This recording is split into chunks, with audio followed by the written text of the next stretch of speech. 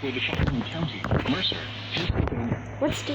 The National Weather Service in Pittsburgh has issued a tornado warning for southwestern Mercer County in northwestern Pennsylvania until 5:45 p.m. Eastern Daylight Time. At 5:21 p.m. Eastern Daylight Time, a severe thunderstorm capable of producing a tornado was located near Hubbard or near Shawa, moving east at 30 miles per hour. How's it Pittsburgh? Source: radar indicated rotation. Impact: flying debris will be dangerous to those caught without shelter. Mobile homes will be damaged or destroyed. I don't know what happened to him. Damaged roofs, Therefore, windows, warning will be allowed vehicles to will expire. tree damage is likely.